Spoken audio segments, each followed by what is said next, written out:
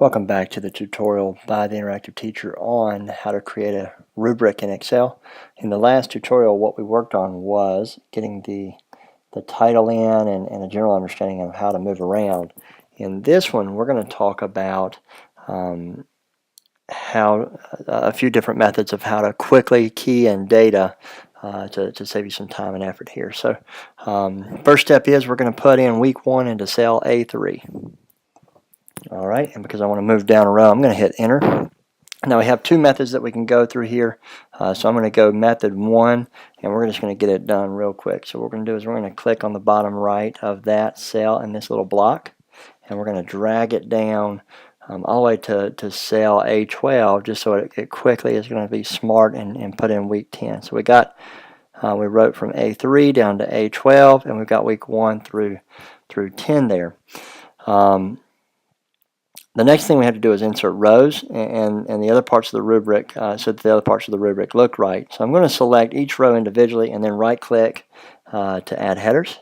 So here, and you want to click them individual, and I'll show you what happens when you don't. So when you click them individually, it's going to add one in between each click for you. And again, you're going to right click over here and you're going to hit insert. Oh, that wasn't at all what we wanted. So we're going to click here and we're going to insert, and again you're going to come back down here again. So we've got that space there. We're going to right click and insert, right click and insert. Again, that's the process we're going to follow to go on through. I'm going to skip ahead. Alright, so I went ahead and skipped ahead and got the rest of them through.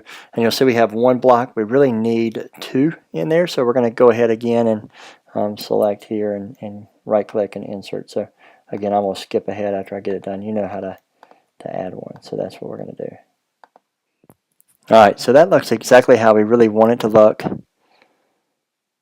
Alright, so then method 2, so that was method 1. Let's skip ahead to method 2.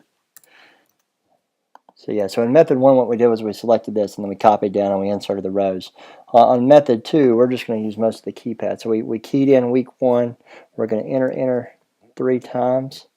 So enter, and then we're going to type in week 2, enter, week 3. Now that's enough of the pattern that we really want. So we're going to select the pattern again, week, which is writing, 2 blanks, week 2, then some writing, and then so on and so forth. And as we drag, you can see the weeks pop up as we go.